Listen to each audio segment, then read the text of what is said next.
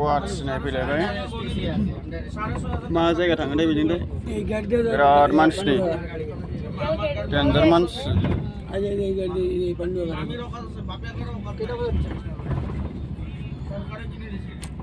मन्दिरनि बावनो बिराद बै साइडआवनो कामाख्या मन्दिरा कामाख्या मन्दिराव ओंखारजोबसै मन्दिरनि ओंखाम जानाया नै सेलाय बिलाय फैस्लिबाद ना गावसिनि फ्रिखासो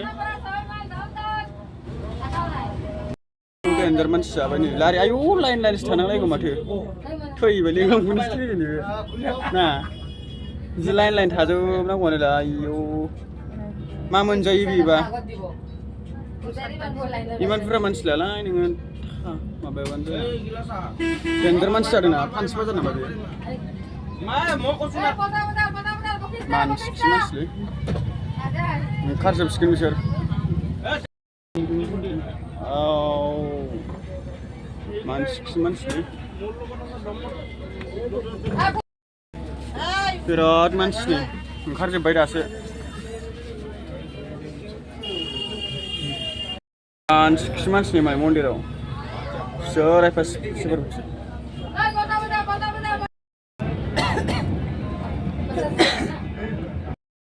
खेबसे ट्राक गलांनाया अबावबा बावोमोन दे थांबायलै दालाङा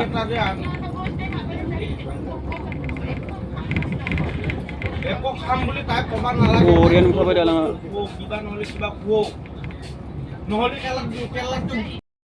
बिराद मोजां जाना होदों नै भिउआ लोगोफोर ओहा भिडिअस लादों माथो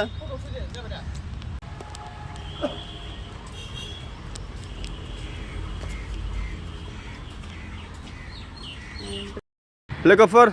बे माबायाव गुवाहाटीनि गार्डेन मा होननानै बुङोमोनथाय आंथ' मिथिला दिनै फार्स्ट टाइम फैदों आरोना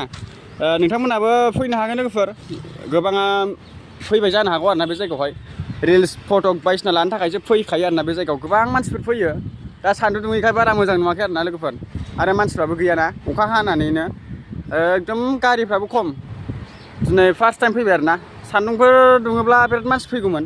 दा अखा हानायना ओंखायनो बारा फैयाखै आरोना ओरैबायदि समायना रावबो गैया नै स्रिं स्रिं भिउआ बरिया अखा हानानै एकदम बरिया समायना जाबाय।